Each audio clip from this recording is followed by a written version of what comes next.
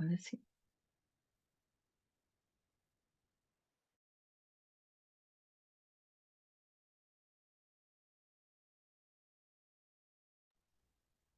É esse tópico começa na página 2. O roubo da montagem. É ali.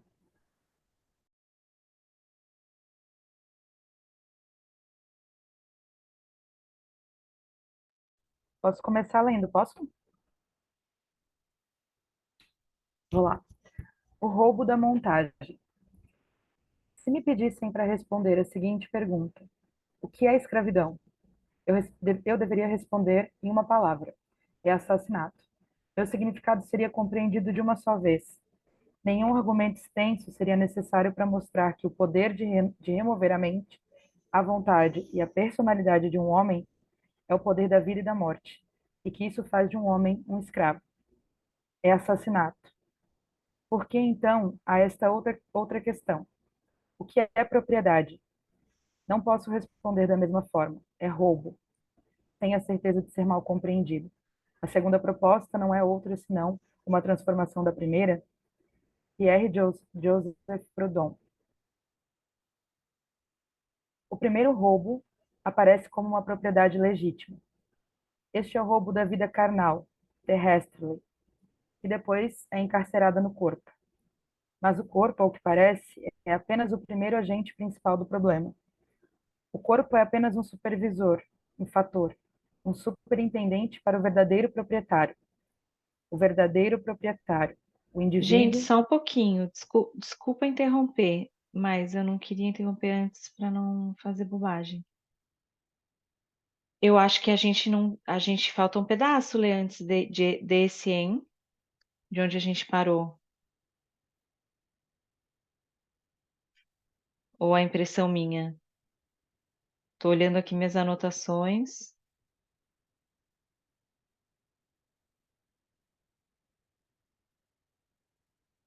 Ninguém se manifesta? Eu não lembro, eu não sei.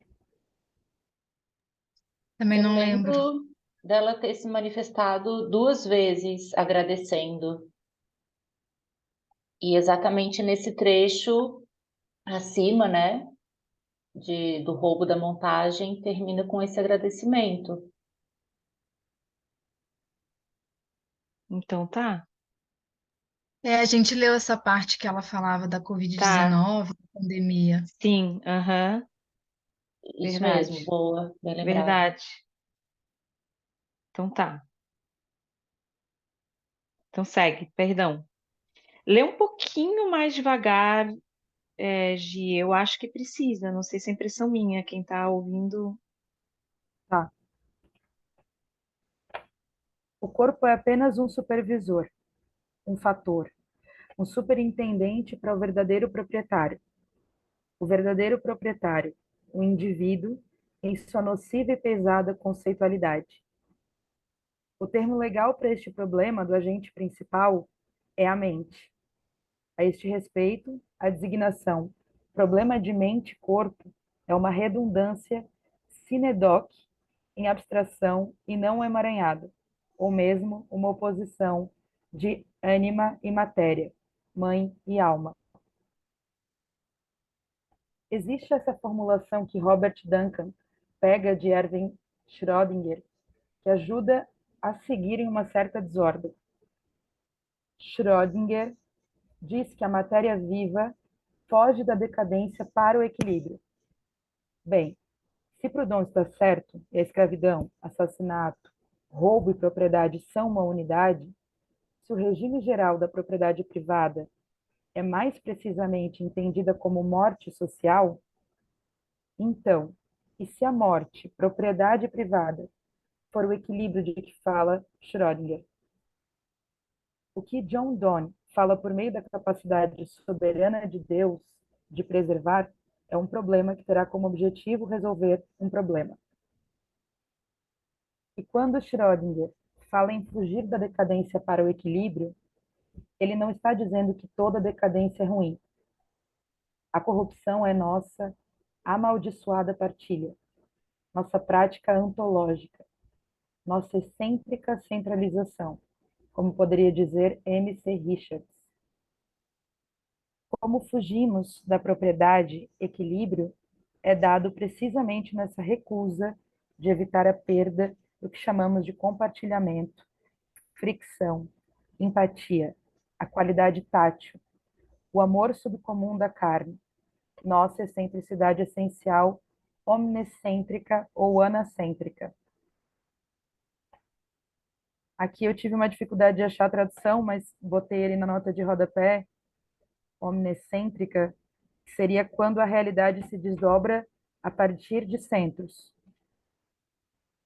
Hum, Tudo, na esteira de tanta desordem, é a prevenção das perdas. John Locke cria a tábula rasa como um recipiente para propriedades. Propriedades da mente e propriedades que pertencem à propriedade da mente. Autoconhecimento é autocontrole e autoposicionamento em Locke. Seu processo de acúmulo é a autolocalização, porque não se pode deixar de se contentar com isso. Desde o primeiro momento, quando aparece para continuar acontecendo o tempo todo, toda propriedade é posicionada, a começar pela posição, posicionamento, de um corpo para localizar a posse e o possuído, e uma mente para possuir. Postulado, a posição e o depósito inauguram a propriedade como incorporação, cujo fim inevitável, dado na retirada contínua, é a perda. Isso requer a produção de uma ciência da perda, ou seja, a ciência da branquitude ou logística. uhum. É muito bom.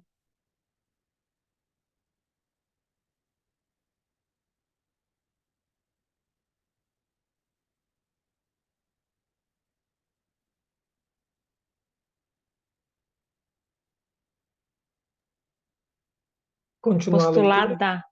Postulada a posição.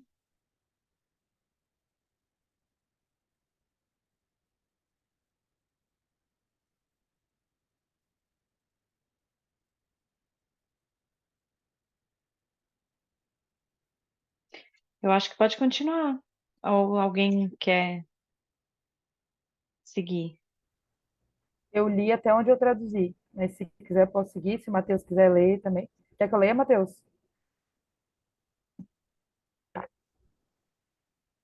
Cada aquisição, cada melhoria é uma ossificação da partilha. Esta ossificação é dada em e como contenção. O primeiro Essa navio foi a odioso... parte que o Matheus traduziu? Uhum. Engraçado, né, Matheus?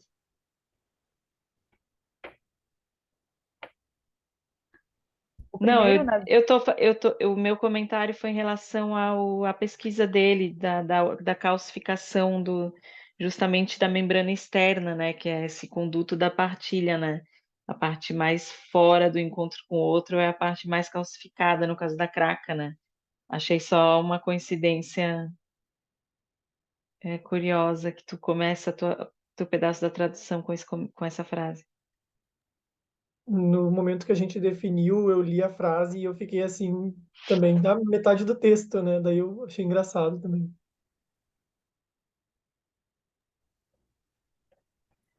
O primeiro navio odioso produzido por e para a logística não é o navio escravo, mas o corpo, carne conceituada que carrega o indivíduo em subjeição. Uma profunda malícia começa com esta colonização do corpo posicionado, a nomeação da mente posicionada e a manipulação, em várias modalidades de brutalidade, de sua redundância mutuamente envolvente, dada no movimento perpétuo morto da vontade de colonizar. Esse recinto, esse acordo, será repetido porque deve se repetir. Todo escravo terá sido sempre o espelho em que o eu, ao ver-se a si mesmo, se faz presente em e como ele mesmo, o Não, que é a uma, gente vai. o que é uma fantasia homicida. A é um gente não tem como não falar desse parágrafo, né?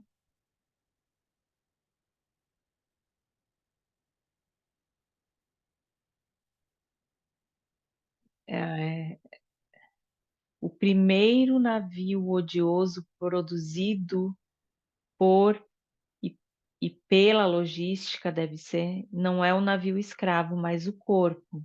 São as maneiras, né? Essa coisa de você ajeitar a maneira do outro.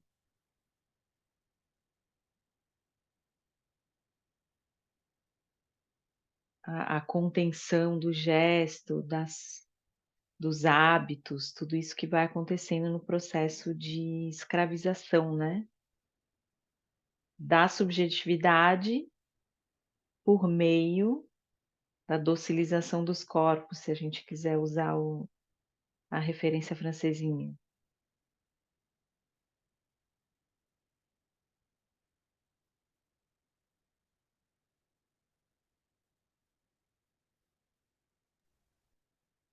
Aí eu nunca deixo de, assim, não tem como não pensar na descolonização da história da dança também com um parágrafo desse, né?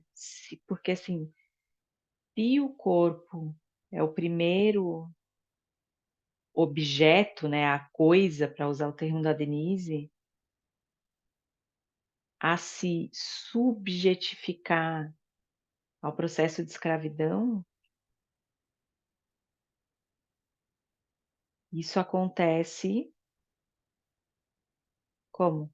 Também pelas narrativas que a gente constrói sobre a história do corpo. O jeito como a gente fala da dança, né? Já pensando num corpo centralizado, orientado entre frente e lateral, né? Já está perpetuando o modo como a gente olha um corpo dançante, né? Um corpo se deslocando, fazendo espaço-tempo. Faz sentido isso que eu estou falando para vocês? Porque eu acho esse parágrafo assim incrível para nós, sabe? Para nossa responsabilidade, às vezes. Ao narrar a história do corpo, ao narrar a história da dança, usando determinadas linguagens que não deixam de ser a linguagem em si é o navio escravo, né?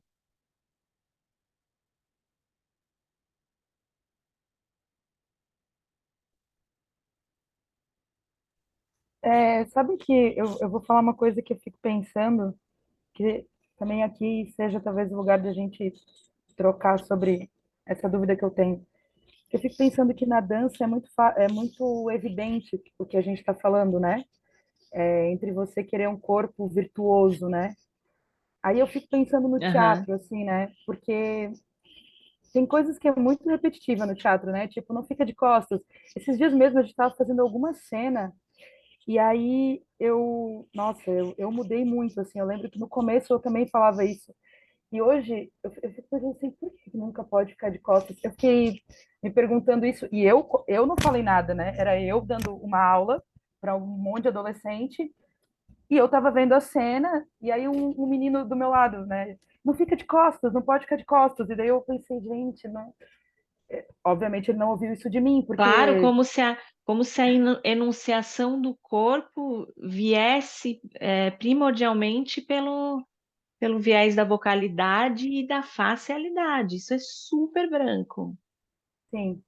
Eu me lembro também da né? Sagração da Primavera, eu lembro que tinha Agora, uma coisa. eu quero fazer um comentário muito rápido, porque não é que pode ou não pode ficar de costas. A gente tem que entender a serviço do que a performance, a ritualística ou a enunciação, que pode ser uma peça de teatro, pode ser um texto, tá operando. De repente, naquela peça, naquela cena, não pode ficar de costas, mas não é uma lei universal da eficiência performativa. É uma lei universal da eficiência performativa de um corpo branco em cena, de uma concepção estética de performatividade, de teatralidade branca, branquitude, né? Fechei. Não, e de perpetuação da forma, né? Fico pensando isso assim. Aí, tipo, é que para mim é um lugar muito difícil pensar isso no teatro, sabe? Assim, porque não fica muito demarcado como na dança, assim, tipo, reproduz esse passo. Mas é um maneirismo mais pedagógico do que ele é factual, mesmo na circulação de objetos teatrais, porque as coisas, justamente as coisas mais incríveis, ou as coisas que mais nos mobilizam enquanto espectadores, mesmo a gente falando de um circuito de teatro tradicional, são as coisas que de alguma forma tensionam essas convenções e fazem com que a cena ganhe uma abertura encantada, né? Eu fiquei com essa palavra desde ontem com a Thaís. Que é um encantamento, mesmo que seja uma cena de violência, né? A cena de violência ela pode ela te encanta. E normalmente é alguma coisa ali que é o excedente, que foge da regra, né? Como fazer uma boa cena de violência. É, então, eu acho que todas essas terminologias que a gente está vendo nesse texto estão falando de uma questão racial, mas elas estão falando de uma questão estética. E essa é a jogada que o Harney e o Moulton fazem desde o Undercommons. É demonstrar o quanto essas operações de disputas de modos de viver aparecem nas formalidades estéticas. Por isso que ele vai dizer que a importância do jazz é uma disputa de valor entre a harmonia e o ritmo que acontece no encontro da cultura negra com a cultura branca.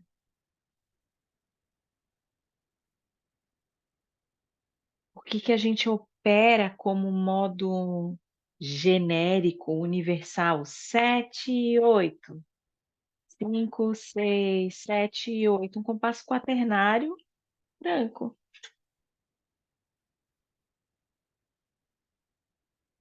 E a gente acha que é só uma pedagogia da arte.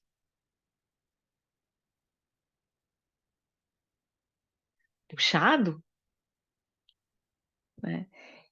Então, tudo isso que eles estão escrevendo, que ainda está um pouco mais, né, ativista, a gente pode pensar em qualquer situação de manifestação, composição estética ou ritualística, talvez também, né? Eu sempre penso, um concerto não deixa de ser um ritual, né?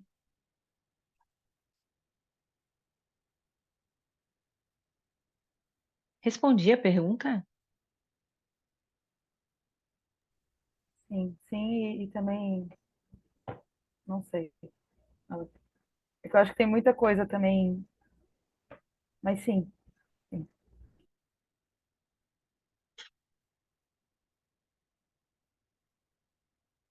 Mas fala mais, então. Pode falar. Estamos aqui para isso. Tá, então eu vou falar. É porque o parágrafo que eu escrevi na minha dissertação tem a ver com aquela coisa que a gente falou de uma busca de uma ou de achar que você tem que ter alguma técnica para então improvisar. E a gente falou mas qual Uhum. técnica esses corpos já têm, né? E aí eu fiquei relacionando com a dança e com o teatro, e aí eu penso em uma outra coisa também, que é quando eu já percebi em sala de trabalho assim que as pessoas dão mais valor para as pessoas que têm uma voz mais impostada, para pessoas que conseguem falar mais alto. E eu acho isso é tão forte no teatro que eu hoje começo a ver isso até de uma forma violenta. Eu estou numa crise com o teatro, assim. Eu acho que a gente reproduz muito essa coisa do corpo capaz, entende? E até ia dar o exemplo agora da Sagração da Primavera, né? Que a gente teve essa coisa de colocar pessoas fazendo texto. Eu fui uma delas, né, que dei um texto. E eu lembro que elas vinham para mim e falavam: Nossa, mas o que que tu faz para conseguir falar o texto assim? E eu respondia que eu gostava de fazer. Era por isso que eu, sei lá. Mas Uhum. isso é uma coisa que eu já ouvi muitas vezes, assim. Às vezes vem uma pessoa que está um pouco mais insegura, um pouco mais tímida, ela tem um outro tempo, ela tem um outro modo, e aquilo vai ganhando menos valor e vai sendo substituído por quem consegue falar mais alto, por quem, enfim, tem aquela frase, né? Mas Aquela velhinha lá. tu percebe que essa tua preocupação, ela é totalmente coerente com a preocupação política que eles estão colocando. Mas sabe, eu acho que isso tem a ver também com ter passado pela aula da Dodi, porque uma das pessoas que cita os dois, né, com Undercommons, é a J. Mombassa, né? A J. Mombassa, no livro Não Vão Nos Matar Agora, ela fala sobre a quebra, sobre não tem mais jeito. A gente tem que trabalhar a partir do fracasso, acabou, né?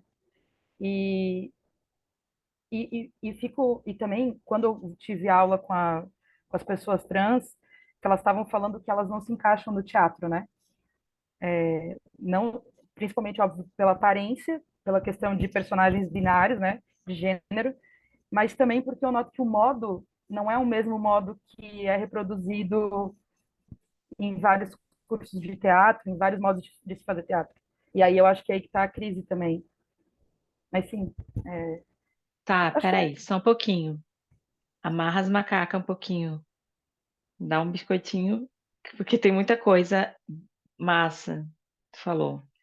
Mas são coisas diferentes, eu devia ter anotado, inclusive. É,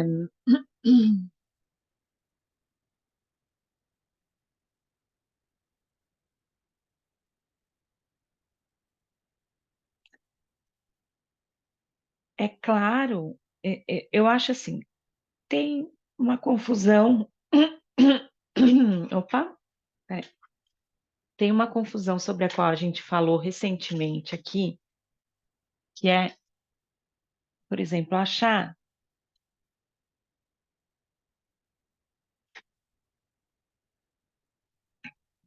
que o teatro é está em seu ápice quando ele acontece como grande produção, como algo significativo dentro do mercado de objetos culturais.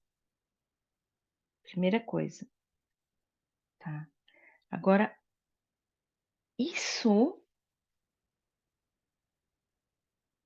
deprecia a potência do teatro em contextos de sociabilidade que fazem parte das travessias da experiência humana, da necessidade de narrar, da necessidade de se identificar, de se sentir representado dentro de uma composição, de uma experiência estética, blá blá blá.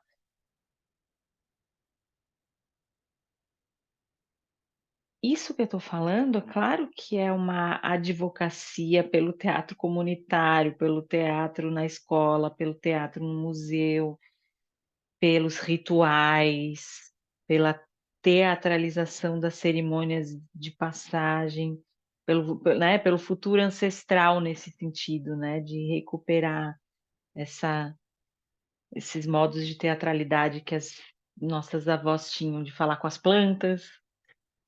O que é isso? É uma teatralidade. Se está se expressando, eu estou interpretando, eu interrompo, eu presumo, conto uma história, tem uma narrativa. Então, essa fala de que tem que acabar o teatro porque eu não pertenço ao teatro, sei lá o quê, tudo bem, mas não vai acontecer isso, porque o teatro se faz em várias instâncias. Então, acho que o que a gente tem que fomentar e pensar é onde está e fazer direito, fazer com consciência política. Porque o teatro do coach, o teatro do professor, o teatro do.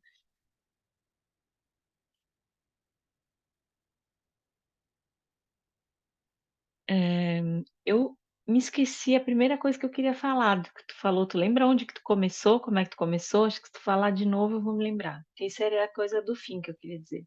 Acabei não anotando. Eu falei sobre a coisa da voz, da capacidade de texto. Será que não era Ah, isso? sim, do capacitismo. Aí, claro, de novo,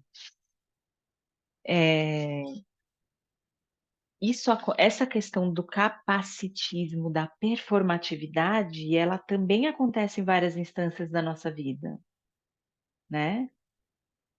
A entrevista de emprego, tu tem um capacitismo. Como é que o cara vai. E de repente a pessoa que era a pessoa mais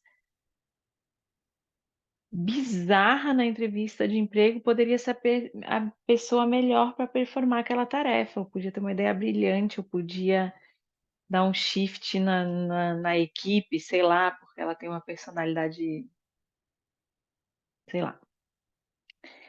Então era isso que eu queria dizer, porque a, a a qualidade de expressão e o valor da expressividade que nos interessa enquanto espectadores no teatro reflete a qualidade de performatividade que a gente dá valor nas relações sociais. É claro que isso não é linear, que no contexto, né, no contexto que a gente vive hoje, tu tem características. Por que que às vezes, deixa eu reformular, por que que às vezes você percebe que tem essas modas de, de preferência, de predileção? De repente está todo mundo dançando super estacato e violento. De repente está todo mundo dançando. Acho muito curioso como isso aparece, né? Então, essa noção de eficiência cênica, ela é só, na minha concepção, ela espelha, né? E por isso que é tão magnífico que a gente viva num tempo em que as artes têm essa capacidade de experimentação tão magnífica e mágica, a ponto de gerar transgressões performativas e cênicas que são transformadoras, do modo como as pessoas se enxergam na sua performatividade cotidiana. E isso acontece no teatrão, na Broadway. Eu falei para vocês que eu tive uma experiência fantástica de ver o Balé Nacional, o Grand Ballet Canadien. Eu fui vai várias vezes. Eu fiquei fascinada por como aquilo ali é uma experiência de transformação mesmo, social, política, das pessoas mais menos especialistas que se possa imaginar. Não precisa ser uma coisa ruim só porque é uma coisa mainstream. Que acho que isso nem existe mais hoje em dia. Eu sou do ponto de vista que nada é ruim. É tudo bom. Tudo. E aí a gente tem que olhar como que aquilo se preserva. Por isso que a arte é tão apavorante nos sistemas ditatoriais, de controle da mente mesmo, óbvio, né? Então, assim, claro que vocês, só para fechar esse ponto, que a gente, como professores e atuantes da cena, nos interessa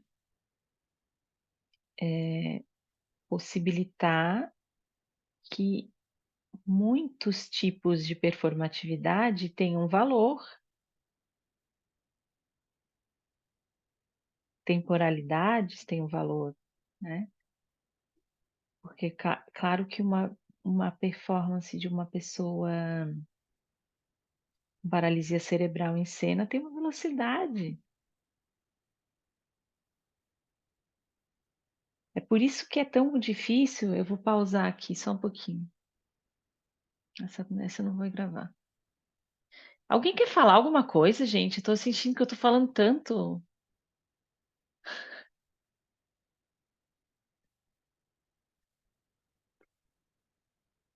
Peraí.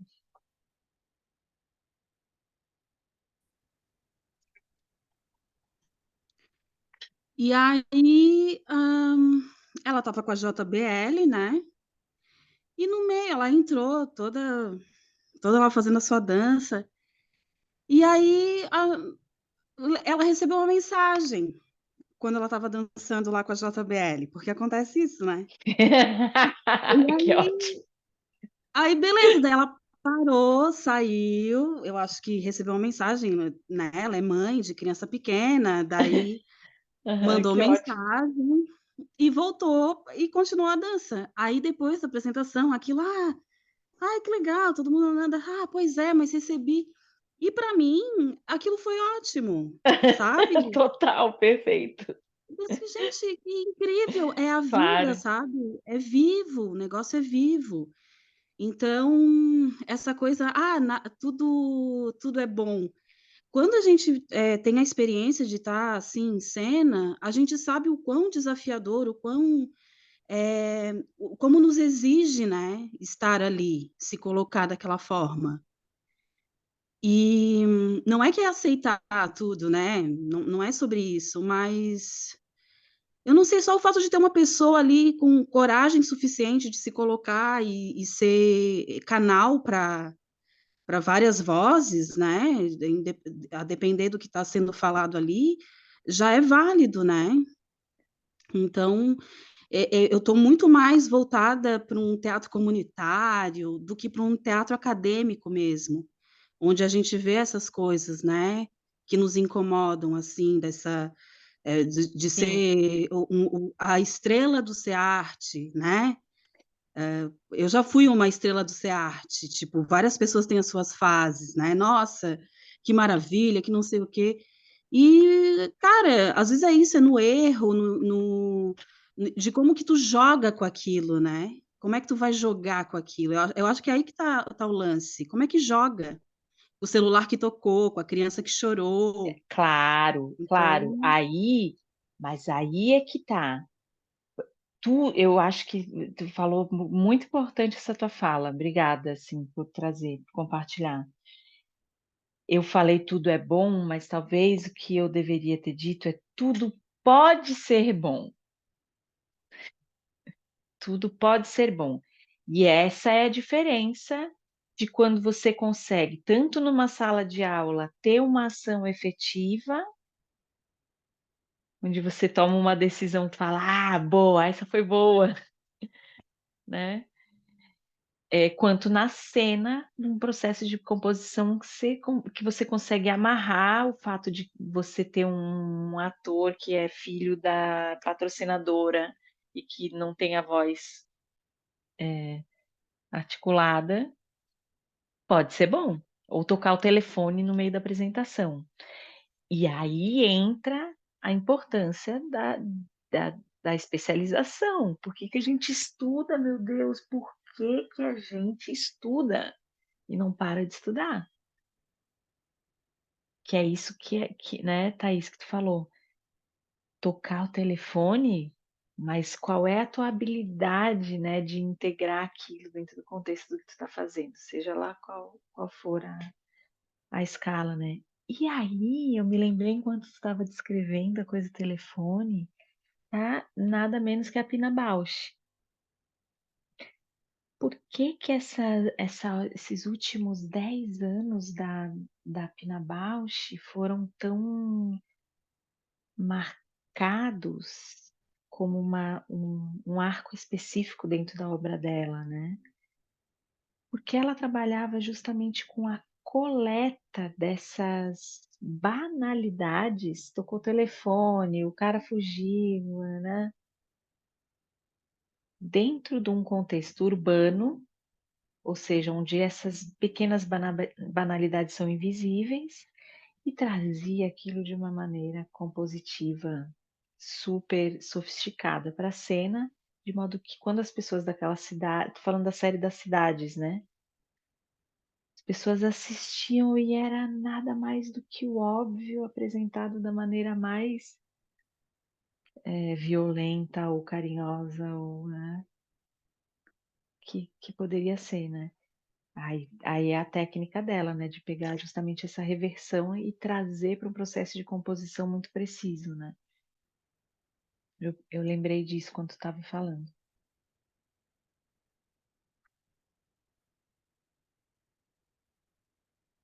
Então, é claro, é por isso que, assim, às vezes angustiante você ver produções que você fala, ah, cara, podia ser tão bom, por que que caiu na caretice de ficar tentando, por exemplo, fazer a pessoa falar na impostação certa? Obcecou com aquilo, obcecou com a forma e esqueceu o outro pedaço da técnica, que é lidar com o excedente, que é o fato de que a pessoa não tem a voz. Aquela é a voz que ela tem.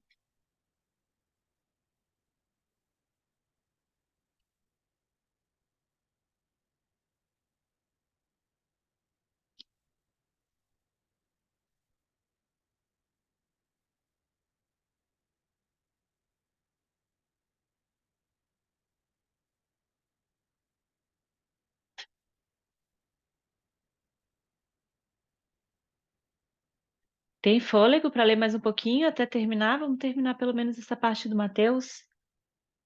Deu caldo.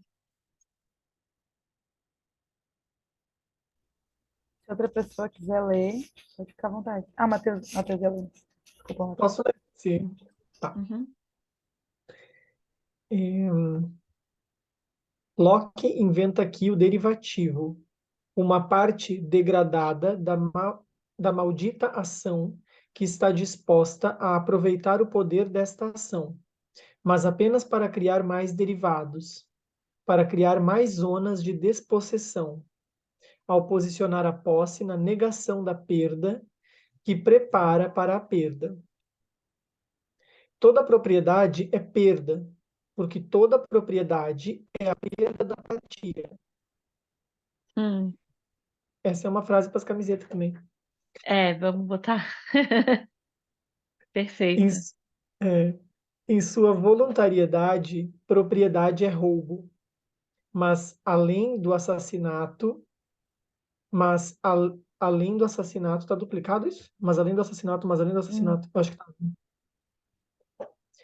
Que atenderia ao roubo em aquisição, uma mente e corpo de cada vez. O roubo em questão aqui é assassinato em série absoluto, o qual sobrevivemos apenas na medida em que toda a propriedade permanece vulnerável ao compartilhamento. Uhum. Isto não quer dizer outra coisa senão que todos os bens são fugitivos. Ela foge de sua própria Aqui eu posição. não sei. Ele usa fugitive no original? Deixa eu dar um check aqui. Talvez botar fugidios, mas tudo bem. Uhum. É fugitivo. Uhum. Fugitivo. Está na página 21. Tudo Fugidios, bem. daí seria? Vou pensar. Uhum. Tá. Ela foge de sua própria posição. Foge de ser de posição. Todos, propriedade, fogem da fiança. Compartilhamento, exaustão, gasto, derivação terão sido contidos e congelados na unidade individual mensurável e responsável do derivado. Mas compartilhar é nosso meio, o meio da terra em nós e em nosso meio na terra, em nós e nosso meio na terra. Uhum. A logística parece valorizar os meios sobre os fins. Tudo é como chegar lá. Não é não o que é, mas a logística é realmente a degradação dos meios, a desvalorização geral dos meios através da individuação e da privação, que são a mesma coisa. Privatização. Uhum. Da individuação e da privatização, que são a mesma coisa. É a ciência dos meios perdidos, avançando com cada ato de prevenção de perdas. Se Locke inventa o derivado, então a inovação de Immanuel Kant é o comércio de alta frequência. E quando Kant inverte a sorte da logística ao anunciar que são os fins do homem e não os meios que são importantes, o humano, o último derivado, é totalmente instalado logisticamente. O último derivado é totalmente instalado. Então, quer dizer, ela vai expondo o maquinário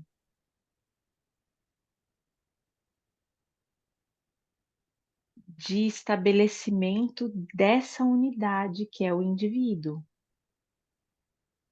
que então carrega em torno de si todo o humanismo, a lógica humanista, para ir tocando a sua relação com o planeta, com a natureza, com a tecnologia, com a guerra.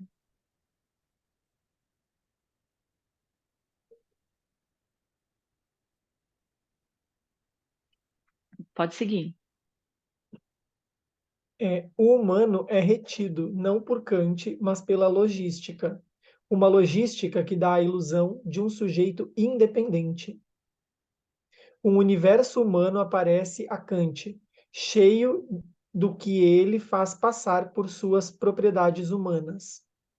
Só uma coisa, porque desculpa interromper, mas é por isso que os artistas, tipo o Arthur, o corpo sem órgãos é isso, seria uma existência sem logística, né? Sem logística, o corpo sem órgãos. Assim, seja o que for, apenas existir, sem logística, né? Esse desejo, né, de liberdade, da subjetividade.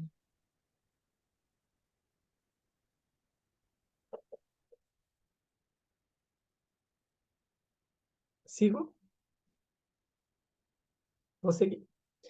Kant percorre as docas, atravessando as 7 pontes de Königsberg, vigiando o mundo logístico de um ponto de vista que ele nunca precisa deixar. De lá, seu navio chega com cada novo diário de viagem e tratado etnográfico. Ele é testemunha da humanização da carne. A logística agora tem um tema e é a raça. A humanização da carne é a racialização da carne. É a catástrofe que se abate sobre o ser da espécie, que nem mesmo Marx pôde reverter. É por isso que a logística é a ciência da brancura na ou como a ciência da perda.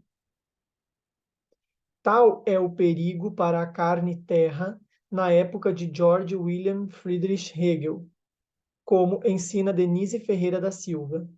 Vigilância, acesso, transparência, resiliência.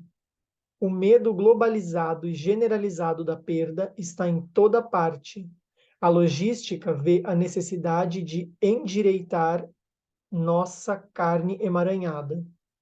E em todos os lugares onde a logística encontra monstruosidade, ela a humaniza. Agora, ser obscuro... Só uma coisa bem breve. Eles vão descendo de facão na filosofia branca, né? O Locke, pá! O Hegel, pá! O Heidegger, pá! E ela tem uma frase lá em cima que ela fala, acho que 3, é o Locke, o Hegel são 3 filósofos na mesma frase. E é muito de propósito mesmo, porque só pensa as questões estruturantes desse modo de pensamento para descer com o facão mesmo. Pode seguir. Agora, ser obscuro, como Saidiya Hartman instrui, é ser enredado, é ser caçado, é estar sujeito ao assunto do alcance. Eu sublinhei essa expressão porque eu não tinha certeza se ela era realmente isso, ao assunto do alcance. É subjeito assim, como você pode dizer que somos pessoas? Carne e terra é assaltada pelo melhoramento global, pelo usufruto mundano. Com a melhoria, a Hegel produz o marco. Com a melhoria, a Hegel produz o marco regulatório chamado desregulamentação. Ficou um A aqui, eu acho que é Hegel produz. Enfim. Nada vai atrapalhar o desenvolvimento da raça, nem a corrida dos desenvolvedores.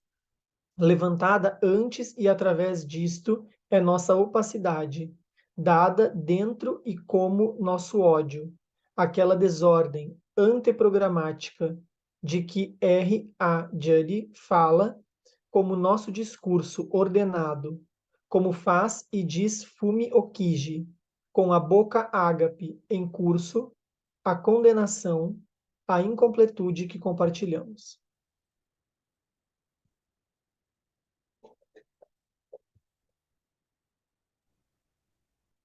Tá multada, Bianca. Acho que a gente faz um último round para vocês.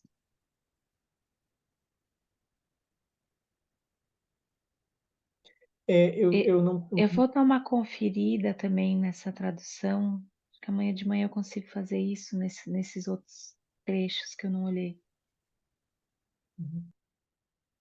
porque não é fácil.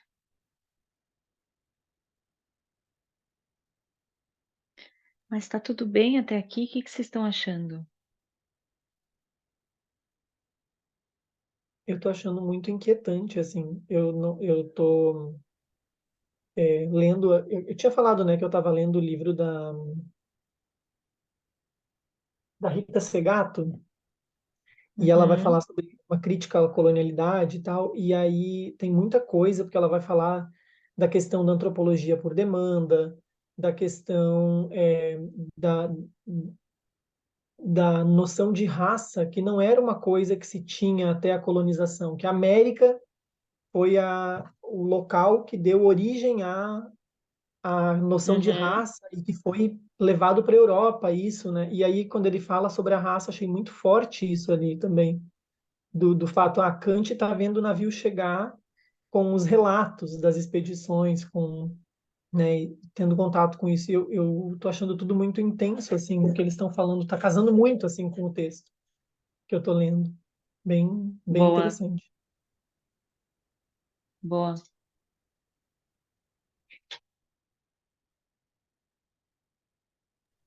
Tem um outro vídeo também que eu vi do Fred. Eu não sei falar o sobrenome dele. Como é, Bianca? É porque eu lembro da Armene falando, tipo, Mountain. Ela falava assim, né? Mas Não, é fala Mountain? normal. É, Tá. aham. Eu vi um vídeo dele também falando de uma obra que chama Monument to the Minds of the Little Negro Steelworkers. Não sei se vocês já viram, mas que é uma obra toda feita de ferro, assim, parece um ferro meio antigo e toda Uhum, criada com flores, e ele faz uma relação dessa obra com a foice e o martelo do comunismo, né, colocando em questão como, e a gente pode dizer, se não tudo, mas a grande maioria das coisas foram construídas por mãos negras, né? E é muito interessante essa fala dele, porque ele vai, me corrija se eu estiver errada, Bianca, tu que entende mais, mas ele vai se questionando, que eu acho que é o que está aparecendo no texto agora, o que é o comum a todo mundo, né? A, a, a quem é pobre, a quem é rico. E aí ele tem até uma frase que ele fala assim, que eu não sei se foi bem traduzida também ali no vídeo, mas que ele fala que os pobres são os que tudo têm, justamente porque nada tem, né?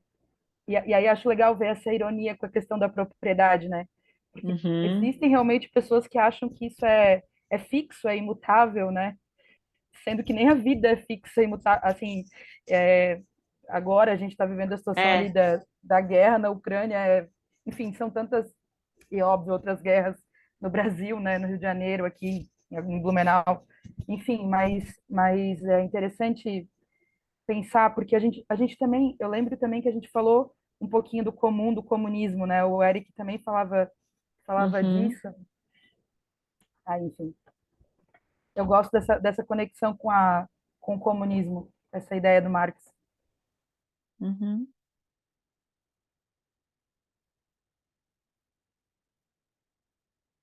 Boa.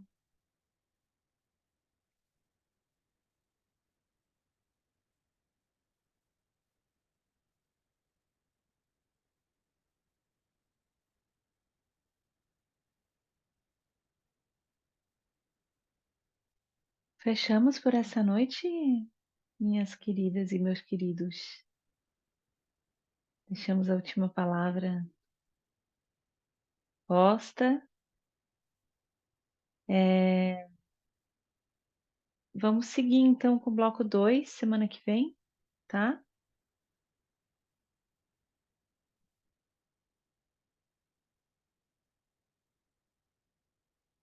Eu acho que na semana que vem a gente consegue. Bom, vamos ver.